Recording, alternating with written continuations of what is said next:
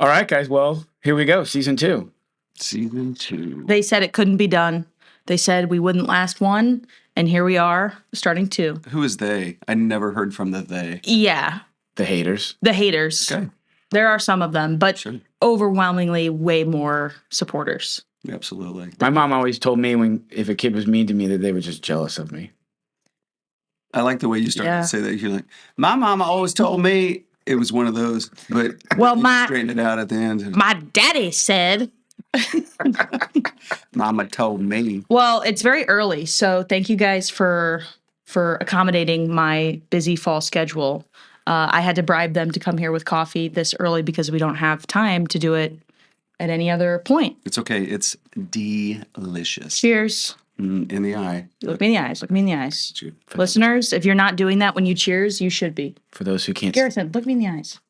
For those who can't see because we have no video equipment, we are currently cheersing our coffee cup. Cheersing. Yet. Well done. No video equipment yet. Right.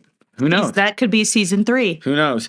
Well, just to kind of clear things up, it's a little confusing because we started this podcast, season 1 is what we're calling it, about halfway through the school year last year. And so now we are picking up at the beginning of the story and kind of going back in time and kind of closing a loop here.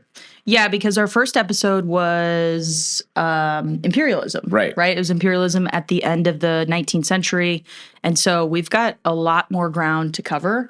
And I would think that, obviously this is a resource for our students, but hence the name A Push for All. I think that these earlier episodes with earlier American history are going to be very helpful for our non-student audience.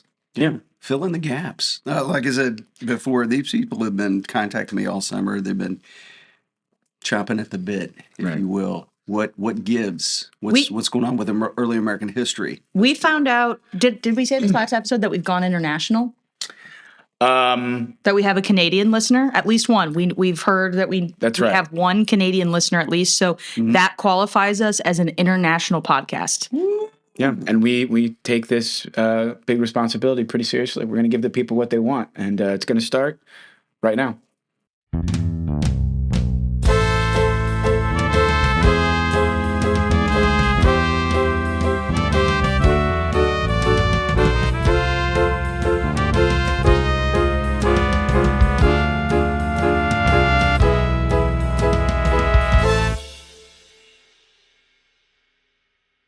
Governor Pizarro now sent Friar Vicente del Valverde to go speak to Atahualpa and to require Atahualpa in the name of God and of the King of Spain that Atahualpa subject himself to the law of our Lord Jesus Christ and to the service of His Majesty, the King of Spain. Advancing with a cross in one hand and the Bible in the other, and going among the Indian troops to the place where Atahualpa was, the friar thus addressed him. I am a priest of God, and I teach Christians the things of God. And in like manner, I come to teach you. What I teach is that which God says to us in this book. Therefore, on the part of God and of the Christians, I beseech you to be their friend, for such is God's will, and it will be for your own good. Atahualpa asked for the book, that he might look at it, and the friar gave it to him closed. Atahualpa did not know how to open the book, and the friar was extending his arm to do so when Atahualpa, in great anger, gave him a blow to the arm, not wishing that it should be opened.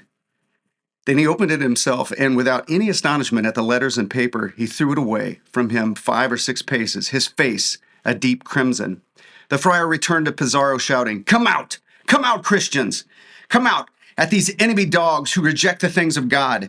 That tyrant has thrown my book of holy law to the ground. Did you not see what happened? Why remain polite and servile toward these overproud dogs when the plains are full of Indians? March out against him, for I absolve you. The governor gave the signal, and the guns were fired. At the same time, the trumpets were sounded, and the armored Spanish troops, both cavalry and infantry, sallied forth out of their hiding places, straight into the mass of unarmed Indians crowding the square, giving the Spanish battle cry, Santiago! We had placed rattles on the horses to terrify the Indians. The booming of the guns, the blowing of the trumpets, and the rattles on the horses threw the Indians into panicked confusion. The Spaniards fell upon them and cut them to pieces. The Indians were so filled with fear that they climbed on top of one another, formed mounds, and suffocated each other. Since they were unarmed, they were attacked without danger to any Christian. The cavalry rode down on them, killing and wounding and following in pursuit. The infantry made so good on assault on those that remained that in a short time most of them were put to sword. This was an account by Pizarro's brothers, Hernando and Pedro Pizarro, and this happened November 16th, 1532 at Cajamarca, Peru. Wow. You were into that, Mr. Hill. Santiago! It's like you went somewhere. Yeah, you really, I looked over at you and. It was obvious I was at Cajamarca. Yeah. So The kindly Mr. Hill went away, and the fierce Atahualpa. it was it the coffee that you served? Maybe. I got you a couple shots of espresso in there and you just took off. Well, that was an awesome way to kick off season 2. Today, we're rolling back to the Americas before Columbus, and we're going to push hard against this idea of the virgin land, the mysterious, uncivilized, mythic place that Europeans discovered, and kind of deconstruct the idea that 1492 introduced all of this civilization to an untouched wilderness. And in reality, the hemisphere was already alive with cities, engineered landscapes, trade networks. It was a thriving place.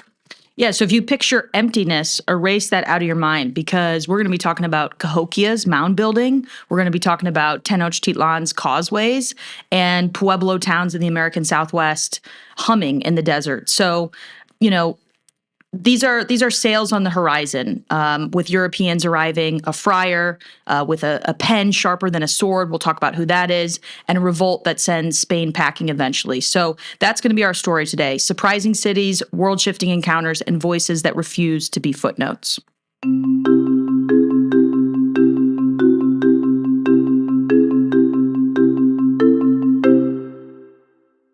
All right, so let's start with the big picture. Fact, we do know that millions of Indigenous Americans lived in the Americas before 1492. We don't know the exact number. Estimates have varied, but bottom line, it was a lot of people.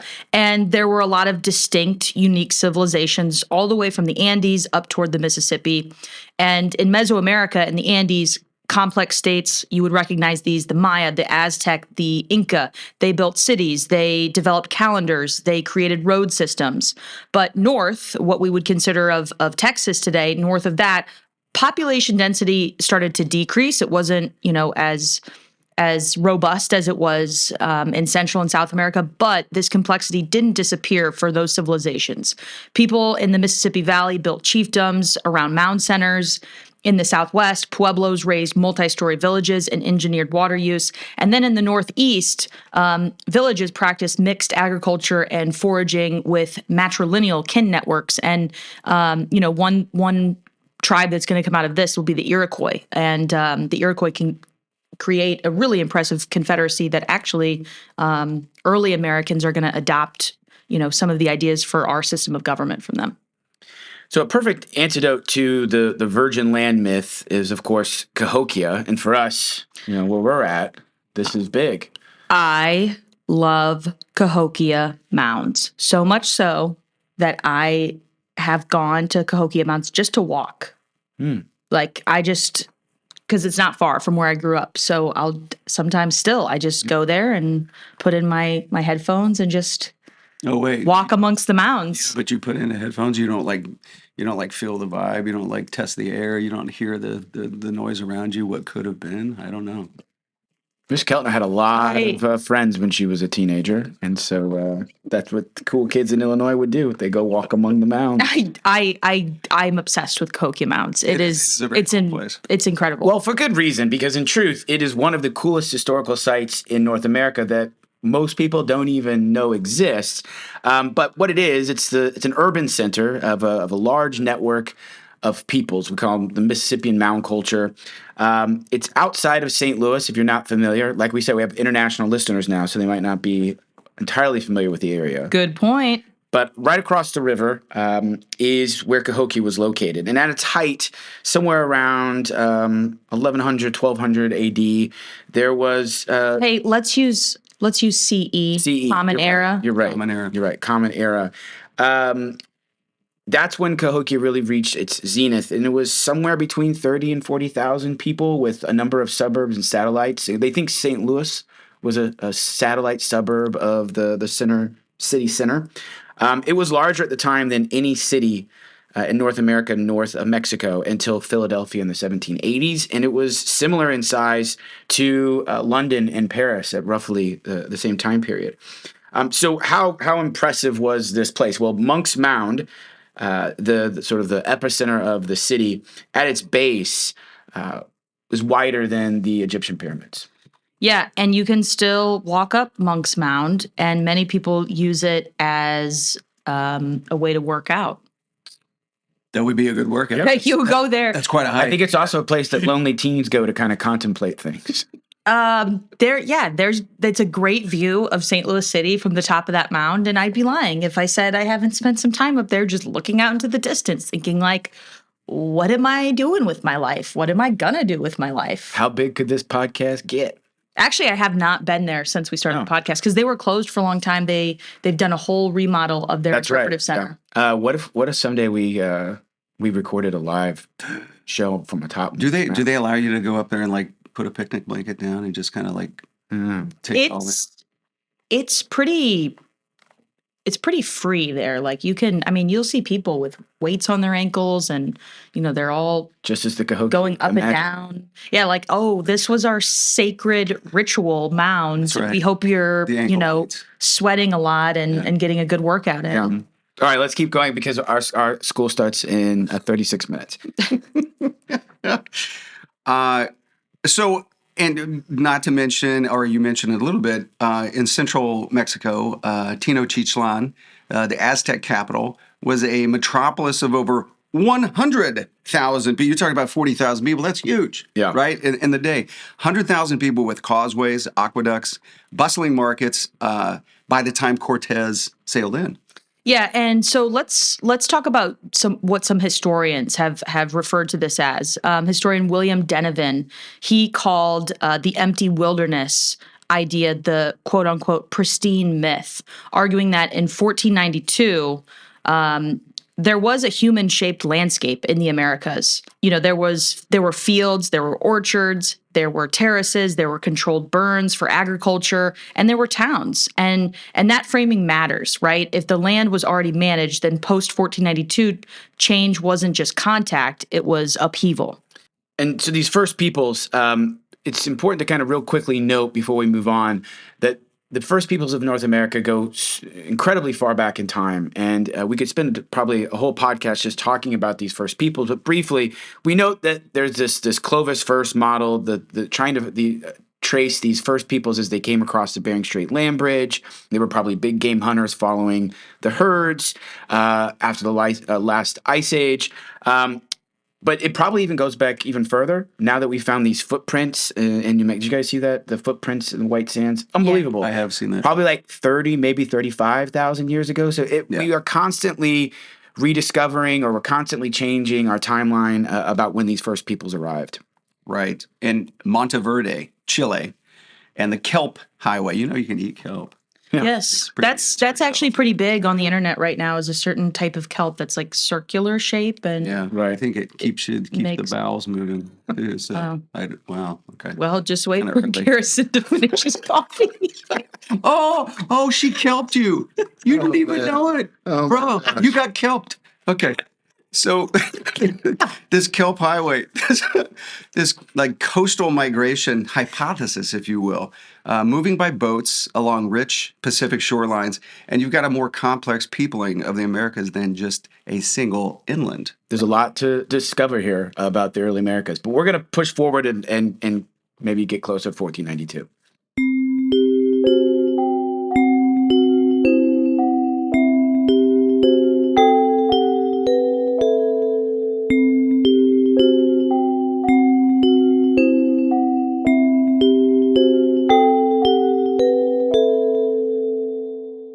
So for Europe, the 1400s were really kind of considered a comeback story. After the Black Death, populations rebounded, commerce expanded, and new monarchies centralized power. Maritime tech Caravel hulls, lateen sails, better maps made oceanic trade more feasible. But you had really an Ottoman chokehold on Eastern routes to get to what we would consider the Middle East and Asia. But you had this European hunger for gold and spices and even souls. And so you get to the Iberian Peninsula with, Portugal, who has pretty easy access to Africa, the west and north coast of Africa. Spain, also part of the Iberian Peninsula. They want to get in on this competition too. And that's who Columbus will sail for in 1492. So this competition for wealth and glory, this is classic mercantilism. We're going to talk a lot about that in the coming episodes, really is going to set the stage for empires. So we need to focus here just for a second on 1492. In 1492, Columbus sailed the ocean blue. What a great... Oh, we have lovely...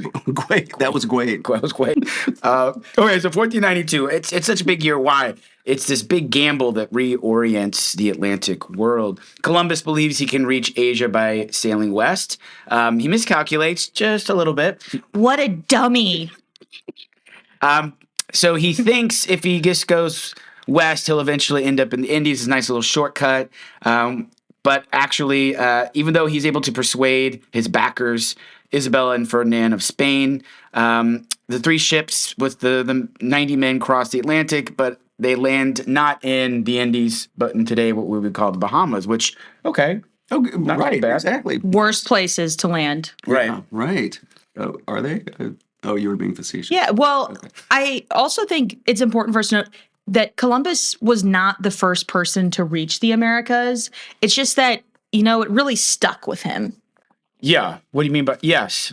I mean, the Scandinavians had come over much earlier, but they didn't establish living communities or anything like that. But he's not the first European to reach, what we would consider the whole of the Americas. And it's a lesson in history. Whoever writes the story, tells the story, gets to control the history. There's a song from Hamilton about that, I think.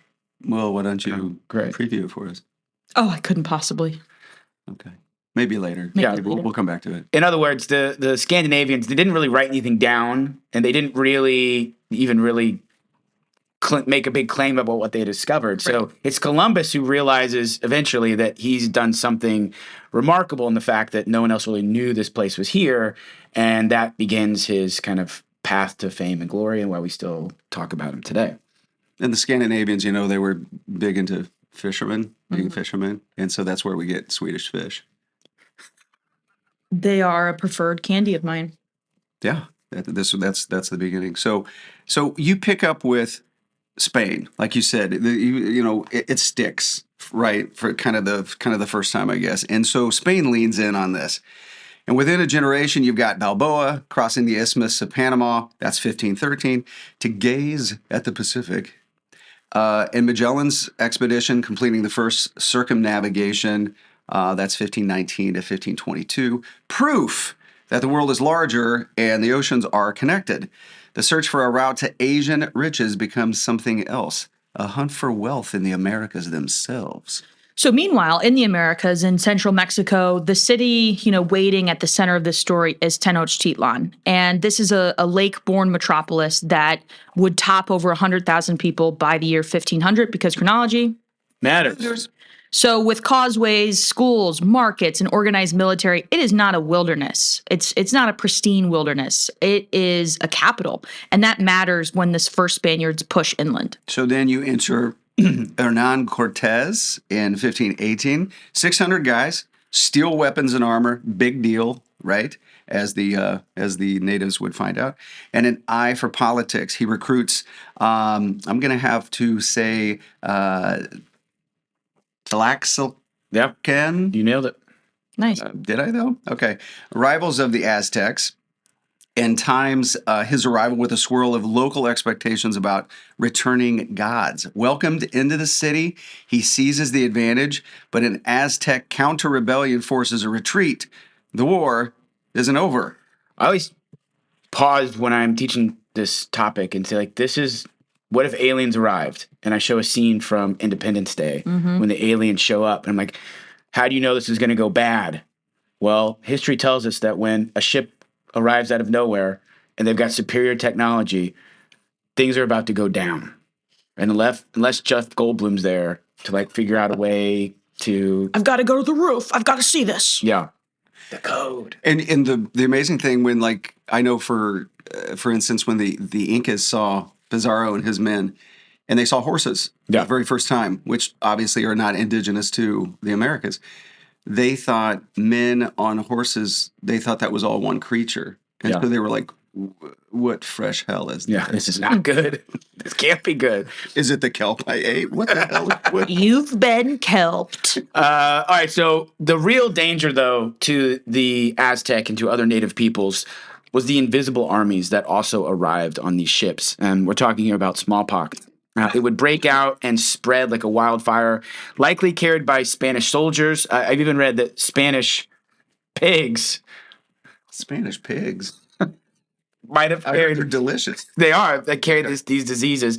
Okay, and so the disease spreads, and pretty quickly the Aztec population is just suffering immensely, which allows Cortés to quickly return and take advantage of the situation with a siege, blocking food and water, choking the canals, destroying the aqueducts, and after about 75 days, the city falls. Temples and homes are torn down, and a new order rises on the ruins.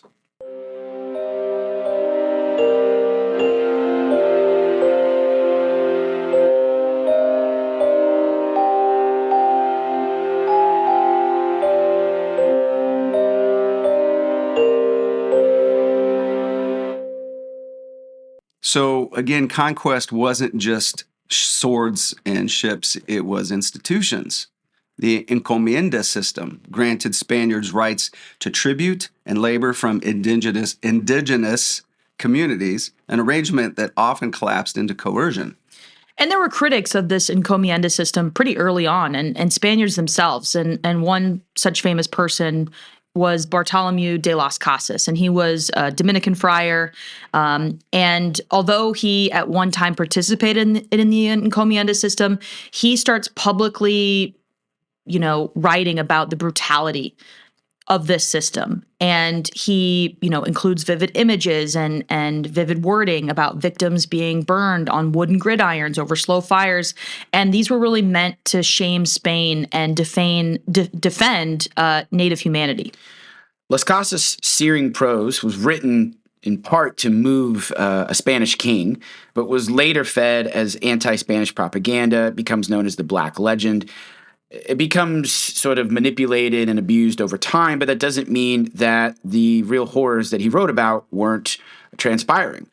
His testimony remains foundational evidence of coercion and mass mortality, especially when set alongside demographic collapse, which we're going to discuss next. Yeah, and that Black Legend, can you just define that? Because I think that might be a good term, for some of our listeners to keep in mind. So on one hand, you have Protestant Europe talking about how brutal Catholic Spain had become, and they would use De Las Casas and his words as a way to frame the Spanish as brutal conquerors who committed all kinds of atrocities and horrors in the name of a fake religious tradition. Mm-hmm. Does that sound about right? Yeah, that sounds about right. That's good.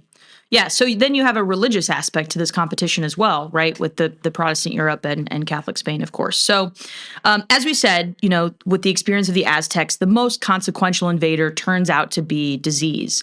And so what we call this now, the Columbian Exchange, this exchange from the Eastern Hemisphere to the Western Hemisphere because of Columbus's arrival, it's going to unleash these pathogens, smallpox, measles, influenza, typhus, into populations with little prior exposure.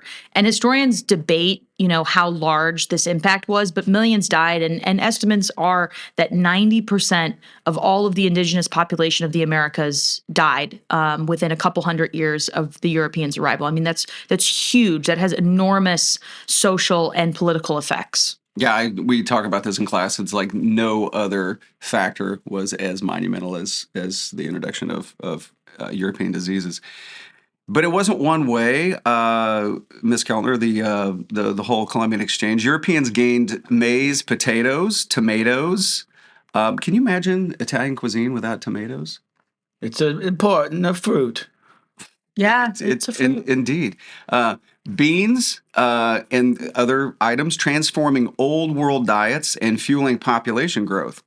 The Americas received horses, cattle, pigs, kind of a big deal, new grasses, and crops like sugarcane. For many native peoples, the horse became culturally and economically central. And when we say things like old world and new world, you guys can't see us, but we like to use quotes because old for whom, new for whom, right? The Americas has existed, and people in the Americas had existed for thousands and thousands of years, as we discussed. So, always be sure to use those quotes.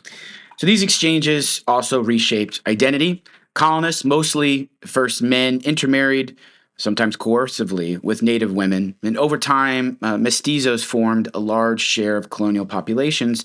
Caste systems were created, new sensibilities hardened and around ancestry and perceived purity, and a whole new societal structure was created that we still very much see today. Yeah, and it was a societal structure based on race. If you Google something called the Costa paintings, these were paintings that were completed by the Spanish to showcase all of the different racial combinations that you could have, because of their American colonies. So at the top, would have been white Europeans, and then, you'd go down based on race with the combinations. Native and Spanish would have been a mestizo, but then also we're going to get to the arrival of Africans, and that's going to create, a whole new addition to this hierarchy. We should note that while these hierarchies were imposed by the Europeans, native peoples, despite the disease and warfare and their loss of their stability, continued to resist and fight back over time. We know about the Pueblo revolts. There was moments throughout early colonial history where peoples would rise up and try to reject those European structures. Unfortunately, many times Europeans had the numbers, they had the technology, and so it's going to be, in often cases, a losing battle. But still, that resistance matters. Yeah, and I think the historiography is really changing on that.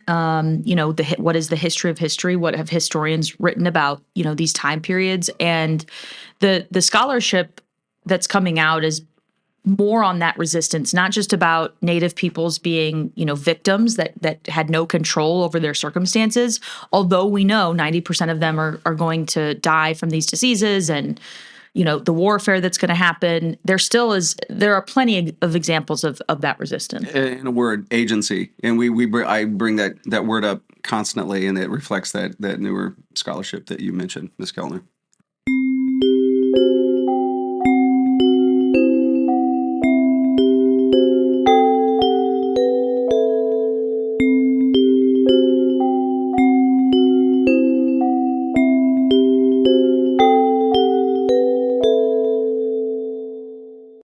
So, big summary and takeaway here, rapid fire for you AP students that are going to be prepping for an exam at some point.